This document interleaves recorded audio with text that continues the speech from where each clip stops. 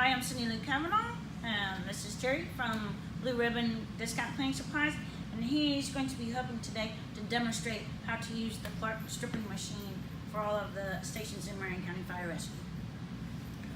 Okay, the first thing when this machine arrives at your station, the first thing that you would do is just simply turn the key on and make sure that you've got a full battery charge. Red is low, middle, and then full charge.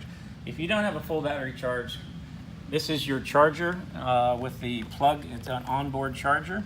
Just plug this into a regular recep and let it sit until it shuts off, and you'll have a full charge. Secondly, you want to make sure that your water levels are full.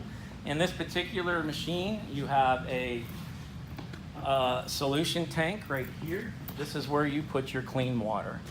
You will fill that up, and there is a clear tube on the back here that is graduated that will show you quarter full, half full, and all the way full.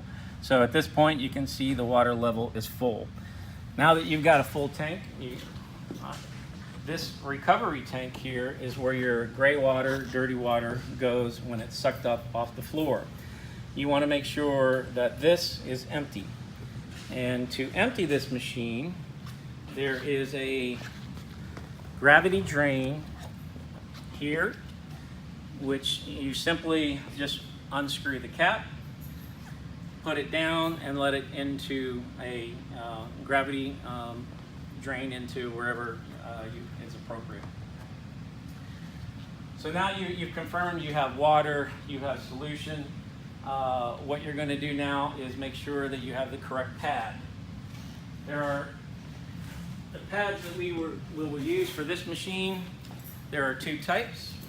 There's the red pad for just basic scrubbing and cleaning, but in your situation you are going to be using a black stripping pad, which is a little more aggressive and will take more of the wax off. To put this pad on, you just line it up under the machine and just attach one end. Then you come around to the rear of the machine, and this raises and lowers the scrubbing head, and you just lower it into the lower position and the Velcro where it will adhere.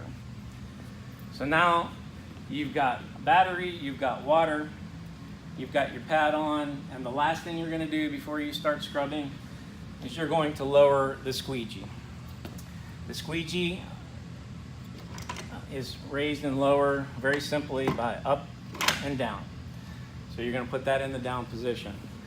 You are now ready to scrub. The last final thing, an adjustment that you need to know, is the speed of the machine.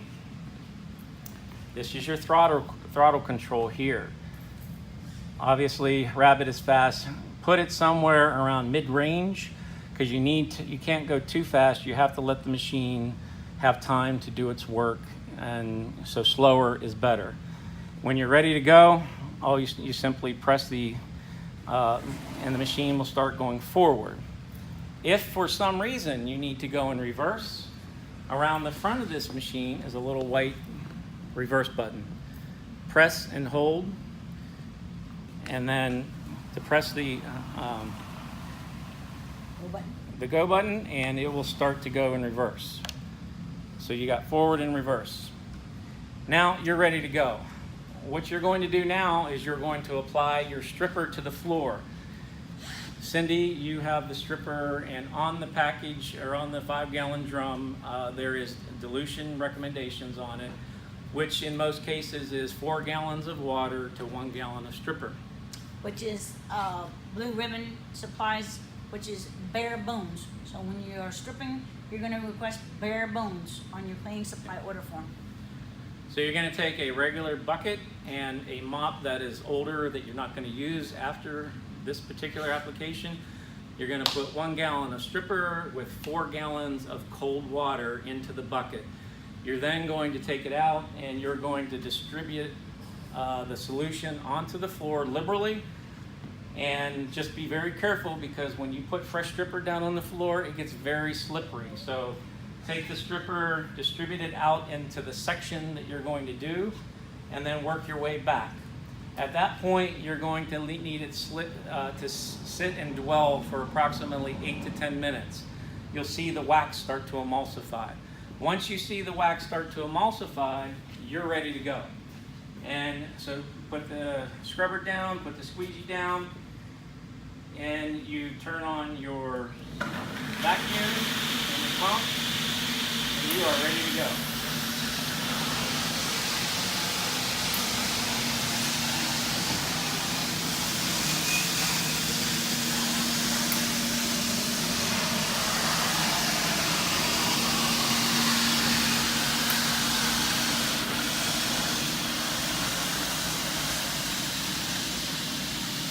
Okay, when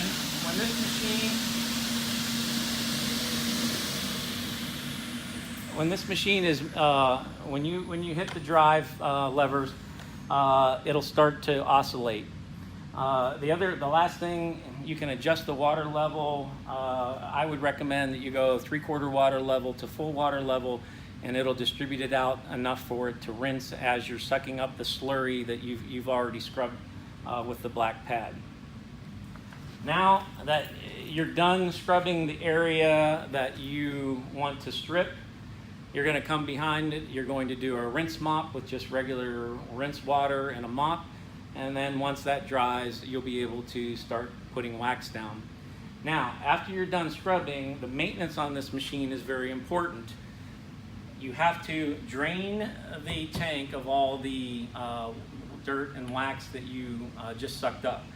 And you need to do that fairly quick because you do not want it drying in this tank. So this is your solution tank, or your gray tank. You're going to drain it and you're going to flush it. Get yourself a hose and flush out the entire inside of this recovery tank. And then the last thing you're going to do is you're going to flush out this this is the tube that goes to the squeegee.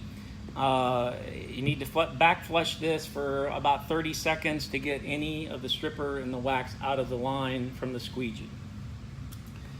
So now you've flushed it. You're going to take your pad off.